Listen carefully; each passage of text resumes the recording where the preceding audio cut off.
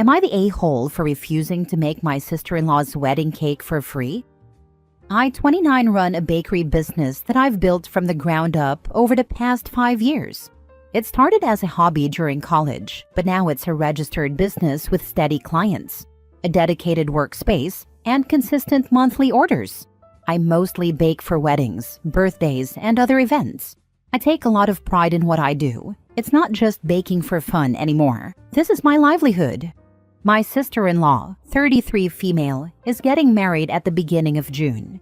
She's my partner's older sister.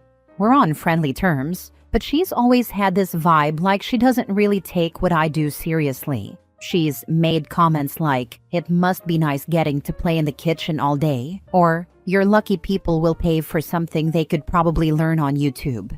Always with a smile, like it's a joke but not really. I've brushed these comments off in the past since they didn't happen all the time, and I just didn't want to stir up any drama. Earlier this month, she asked if I'd make her wedding cake.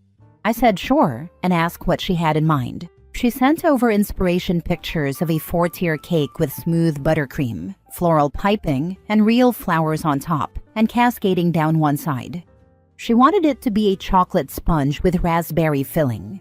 Plus, she asked that I deliver it to the venue myself on the morning of the wedding rather than her picking it up the day before.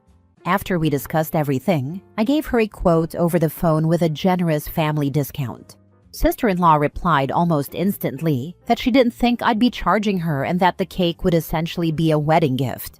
I told her that I don't typically do wedding cakes as gifts because of how much time and work they take. But I'd be happy to buy her something from her registry instead, or still make the cake at the discounted price if she wanted. She wasn't happy. She said I was being transactional and that it's just a cake, and claimed I clearly didn't want to be part of her special day before hanging up on me. To be clear, I have made cakes for free before, but those were small, simple ones for people I care about, or for friends going through a rough time. This isn't that. My sister-in-law and her fiancé can't afford the cake, and it's not like she's ever really respected my work. Meanwhile, sister-in-law has been telling anyone who will listen that I'm making her big day about myself and trying to profit off her happiness. Seriously.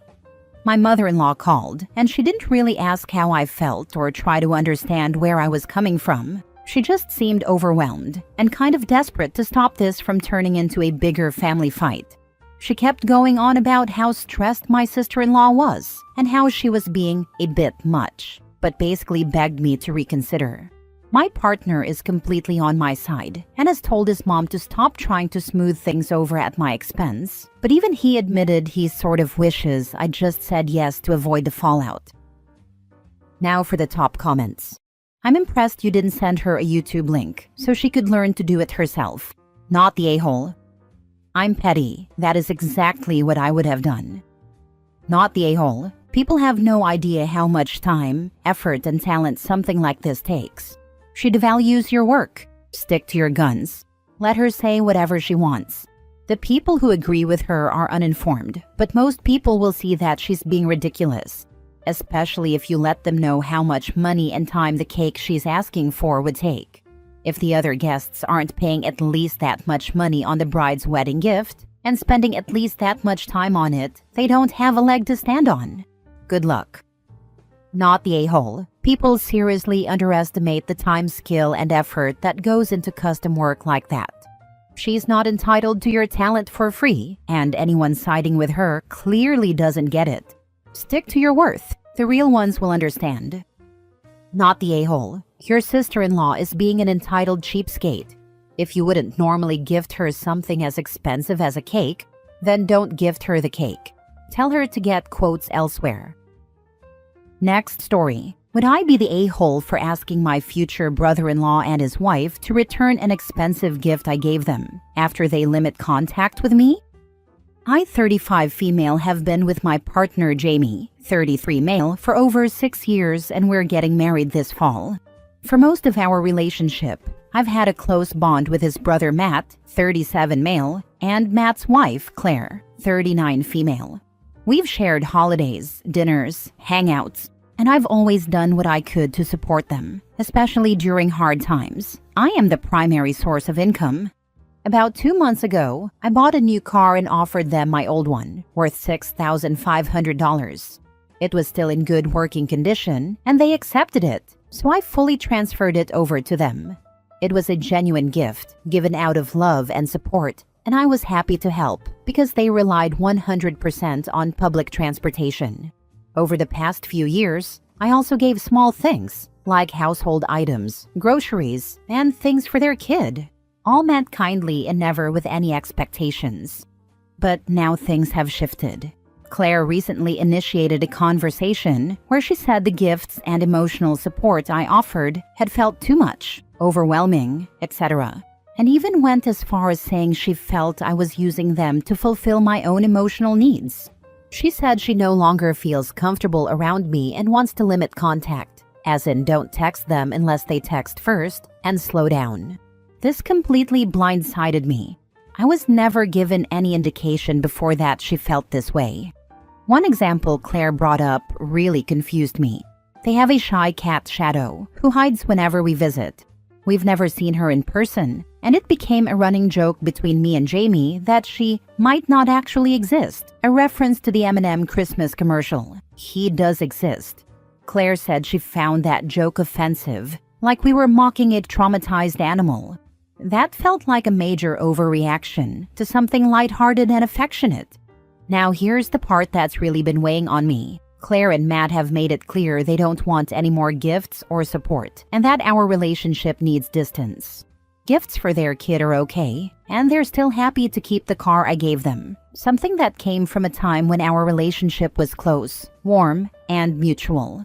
To be clear, I haven't asked for the car back, but I've been thinking about sending a message, not demanding anything, but pointing out the emotional disconnect, that they've rejected ongoing support and suggested past support was not genuine, yet they have no issue keeping such a significant gift, the car.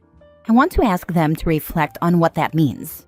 Jamie is supportive of whatever decision I make, but he's worried this might further rupture things with his family. His mom also relies on Matt and Claire for transportation to our wedding, and he's concerned that asking for the car back, or even just bringing it up, might make that more complicated. So, would I be the a-hole for wanting to ask them to reflect on this? Or even possibly asking for the car back? Not the a-hole for feeling upset and confused, but you might potentially be the a-hole if you demand the car back, or try to force a discussion before everyone has had a chance to settle down a bit. If the car was indeed meant as a genuine gift, then no, you shouldn't ask for it back. As you said, it was given during better times in the relationship. Now the dynamic of the relationship has changed per their request, so it would be appropriate to just implement a no-gifts policy with them going forward. I also think it's probably best to leave things where they lie and not ask for further clarification, so this doesn't break down any further before your wedding. Give it some time and see if a discussion between all of you can happen at a later time. And you can also add if it makes them feel more comfortable to return the gifts, then feel free, as you can make use of them elsewhere, if that is what it takes to help restore some resemblance of a sibling relationship. To ask for the car back, you would be the a-hole. It was a gift you gave with pure intentions. Claire is the one with the problem, not you. For Claire to say she's uncomfortable receiving gifts is a bunch of BS. If she's so uncomfortable, then she can say, no thank you. Don't give them another damn thing. And scale back on what you give their children.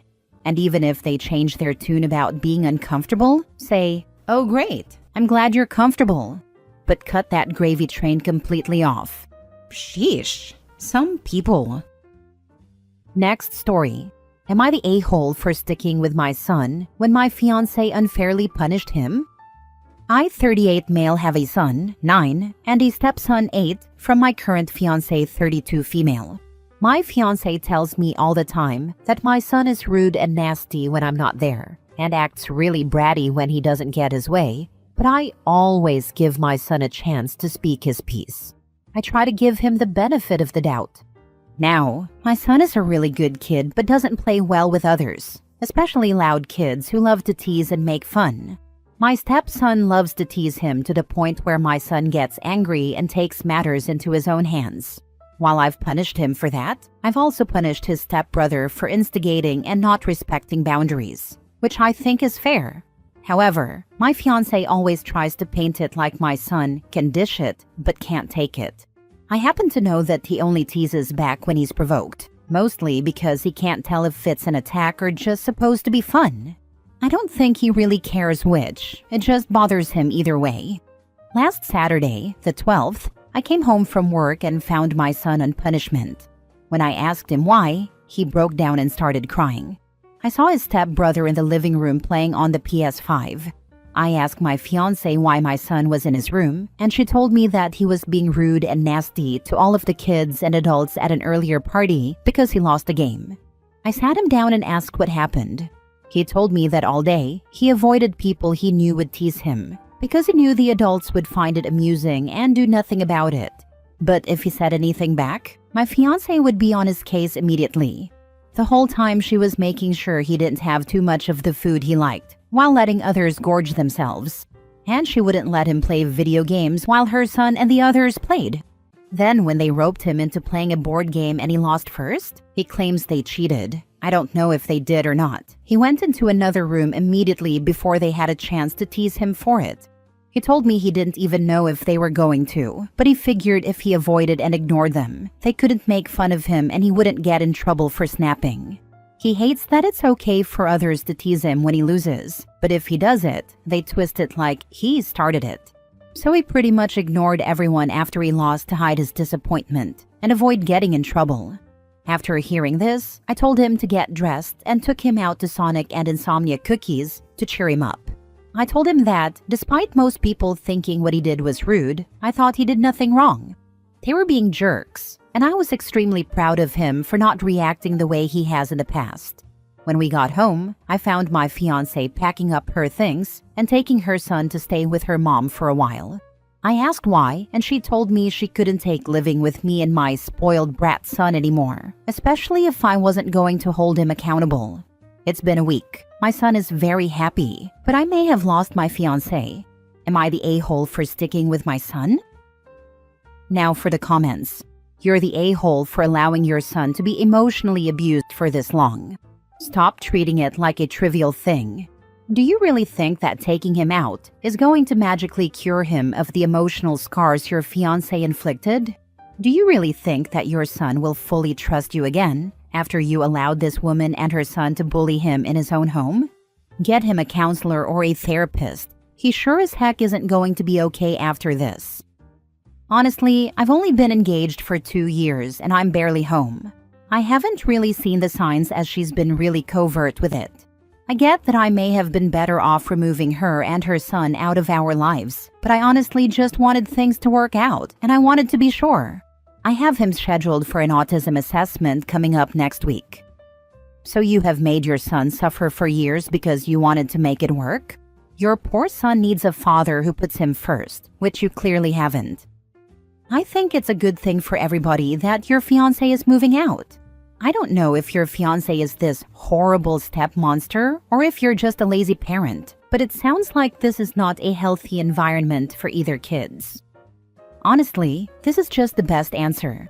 It's obvious there's a lot of distrust in this family. If we believe OP's child, then there is systematic abuse going on whenever OP isn't around.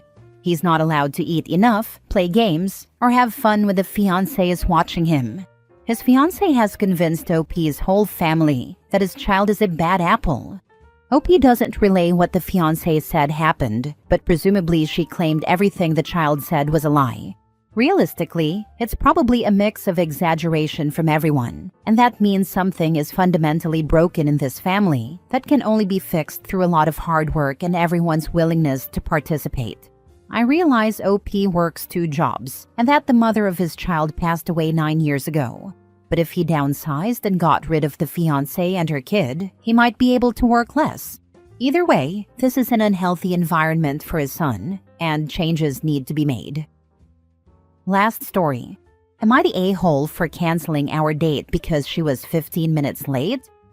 I connected with someone on a dating app, and after a while of texting, we agreed to meet at a restaurant for our first in-person date. To clarify, In my profile, I listed people not being on time as my biggest red flag.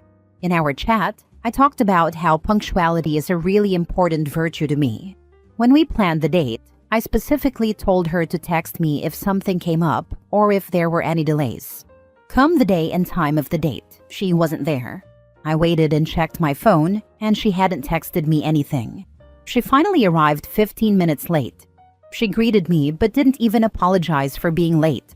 I asked her why she was late. She shrugged and said that getting ready just took longer than expected. I asked her if, when she was driving, she already knew she wouldn't make it on time.